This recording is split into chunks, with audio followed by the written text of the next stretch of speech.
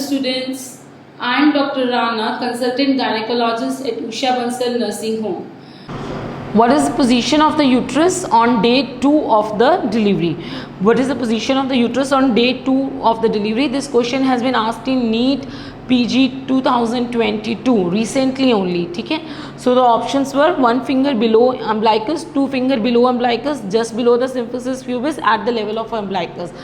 FMG में भी ऐसे वन लाइनर क्वेश्चंस पुरपेरियम और फिजियोलॉजिकल चेंजेस इन प्रेगनेंसी से काफ़ी आते हैं. ठीक है, सो हम इस क्वेश्चन से हम जो है सारे परप्यूरियम के पॉइंट्स जो हैं वो हम क्लियर करेंगे. ठीक है, सो दैट हमारा एक भी क्वेश्चन जो परप्यूरियम के वन लाइनर्स आते हैं वो मिस ना हो. ठीक है, so what is puerperium? Basically जो भी सारे चेंजेस आते हैं, फिजियोलॉजिकल चेंजेस जिन्हें हम बोलते हैं प्रेगनेंसी में, वो सारे जो है नॉर्मल होते हैं 6 वीक्स तक. पोस्ट डिलीवरी 6 वीक्स तक जो सारे चेंजेस हुए थे वो नॉर्मल होते हैं. तो उस फेज को बोलते हैं पुरपेरियम. ठीक है, पुरपेरियम. तो it takes almost 6 weeks. Okay, तो कौन सा कब तक नॉर्मल होता है वो सारा ही हमने पढ़ना है. सर्विक्स को जो है नल्ली पैरस में उसकी ऑस पॉइंट पिन पॉइंट होती है और डिलीवर्ड वुमेन में ये ट्रांसवर्स स्लिट हो जाती है. बिकॉज सर्विक्स डिलीवरी के टाइम पे डायलेट होता है तो वो अपनी ओरिजिनल पोजीशन पे ना जाके इस तरह से ट्रांसवर्स स्लिट आ जाती है सर्वाइकल ऑस में. ठीक है, यूट्रस जो है वो काफ़ी 36 वीक्स तक उसकी फंडल हाइट हो जाती है. तो डिलीवरी के जस्ट बाद वो it is just below the umbilicus.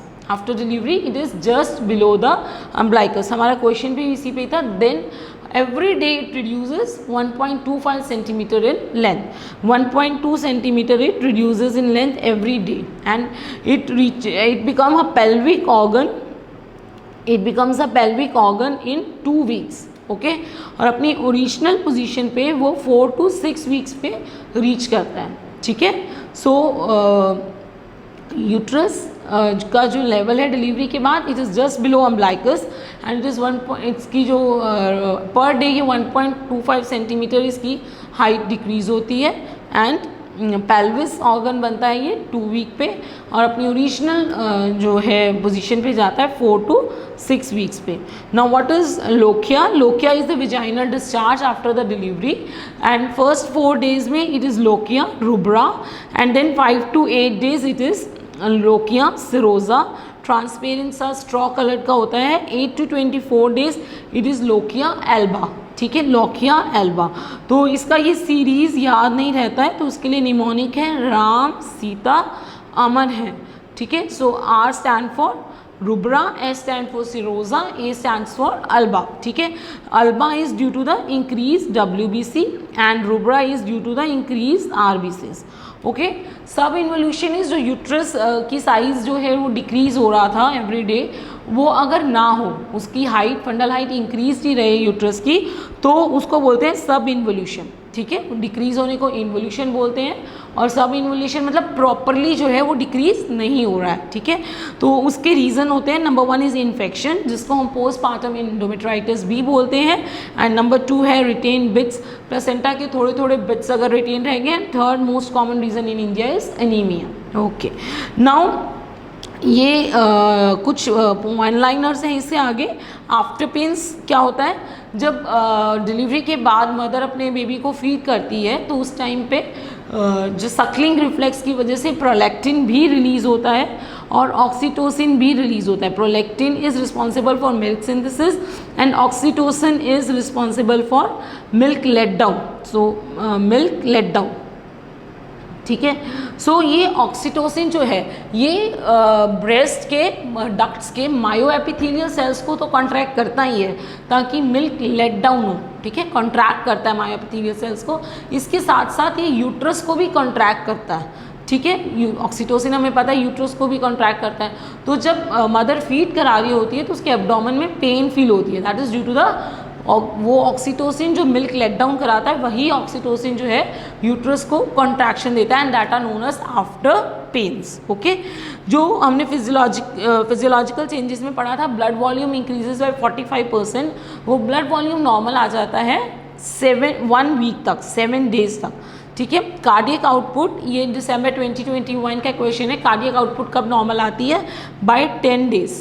Bye 10 days. Fibrinogen level, हमें पता है pregnancy is a hypercoagulable stage, all the clotting factor increase except 11 and 13. ठीक है, सो फिब्रिनोलोजन लेवल जो इंक्रीज होते हैं they come normal in 2 weeks. Renal GF glomerular filtration rate जो increase हो जाता है that comes normal in 2 weeks, leading to postpartum diuresis, leading to postpartum डाययूरेसिस.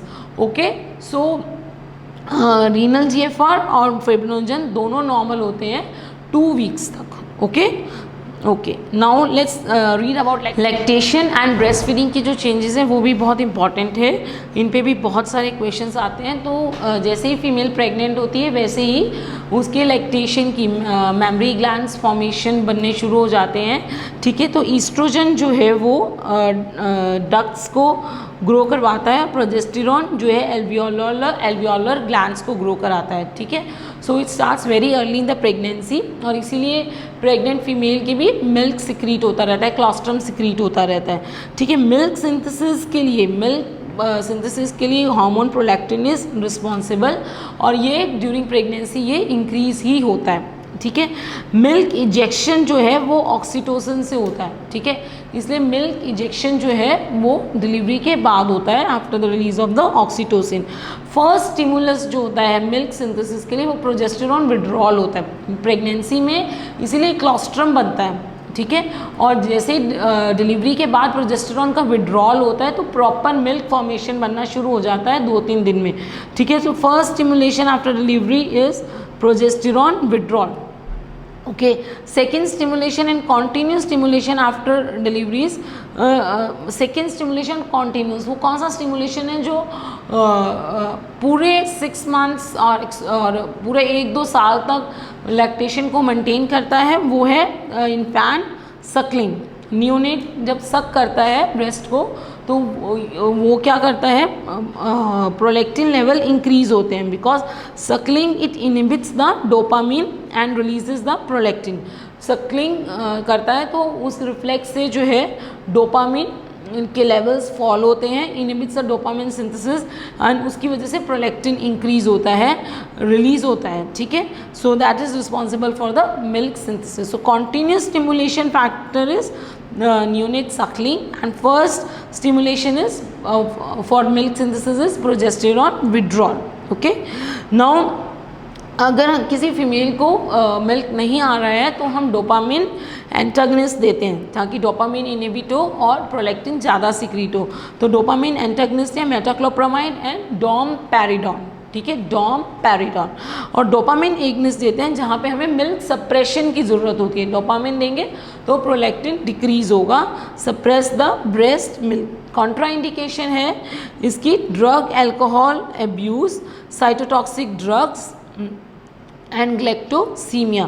Contraindication है ब्रेस्ट फीडिंग की अगर मदर कोई ड्रग्स ले रही है, कोई अल्कोहल ड्रग एब्यूज़ कर रही है. ठीक है, या कोई अल्कोहल ड्रिंक कर रही है या कैंसर की वजह से कोई साइटोटॉक्सिक ड्रग्स ले रही है, और galactosemia because whatever the mother will eat is going to come in to the breast. ठीक है, ओरल कॉन्ट्रासेप्टिव पिल्स जो हैं अगर नॉन ब्रेस्ट फीडिंग है पेशेंट, नॉन ब्रेस्ट फीडिंग नहीं करवा रहा है पेशेंट अपने बच्चे को, तो उस कंडीशन में oral contraceptive pill we are talking about any progesterone और combined oral contraceptive that can be started after 6 weeks. ठीक है, this was a question of FNG 2018. okay, क्योंकि तब तक क्लॉटिंग फैक्टर नॉर्मल्स हो जाते हैं, then we can give the patient this oral contraceptive pills. ठीक है, और ऑरल अगर कोई ब्रेस्ट फीडिंग पेशेंट है तो उसको हम आफ्टर 6 months दे सकते हैं. ठीक है, oral contraceptive pills can be given in a breast feeding patient after 6 months. जो ईस्ट्रोजन कंपोनेंट होता है वो जो है वो डिक्रीज करता है मिल्क सिंथेसिस को. ठीक है, इसलिए we give it after 6 months. Okay, so thank you. I hope ये कवर हो गए हैं सारे पॉइंट्स ऑफ परप्यूरियम.